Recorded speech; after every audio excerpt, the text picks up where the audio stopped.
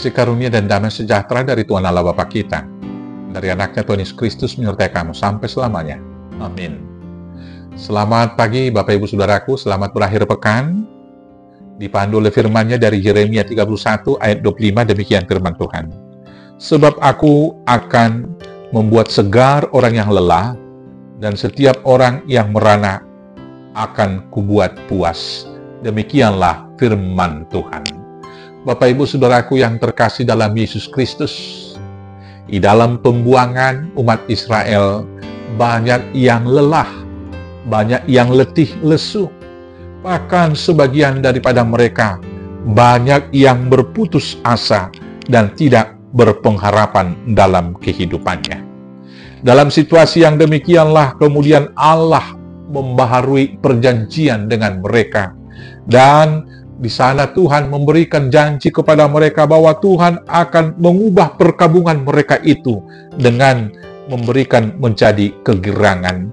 Apabila saya akan membacakan untuk kita mulai dari ayat 31, setelah umat Israel mau bertobat kembali kepada Tuhan, maka mereka akan dipuaskan kembali dan pembaruan perjanjian akan dilakukan.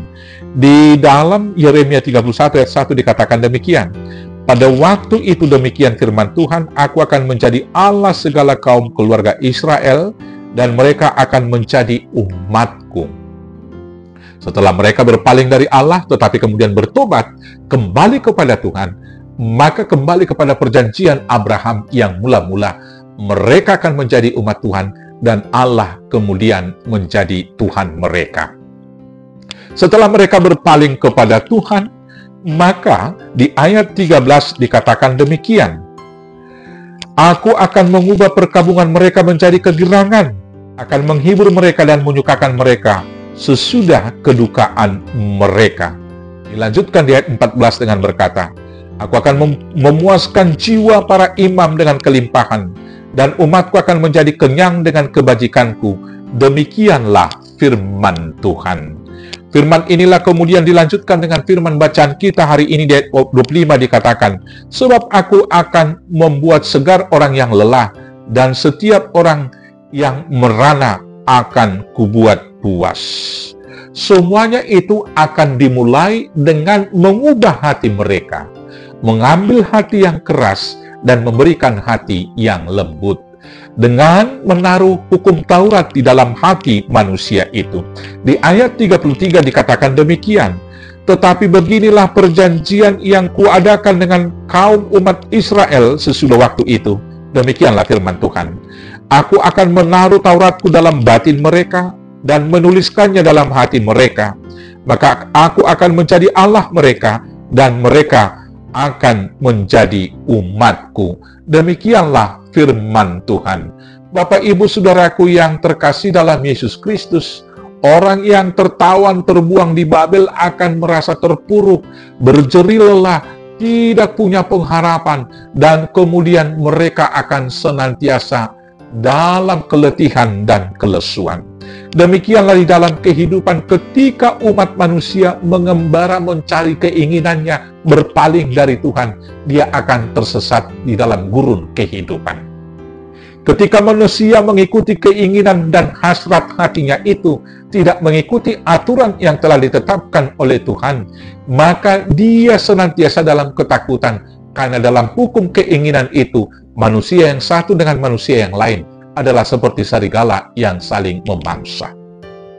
Ketika manusia mengikuti keinginannya di dalam gurun kehidupan itu, dipandu oleh keinginan, dia akan tersesat semakin jauh dari sumber hidupnya, dan air kehidupan tidak akan diperoleh. Sekali lagi, dia akan dahaga, letih, dan lesu. Dan hal itu boleh saja dialami oleh manusia-manusia saat ini.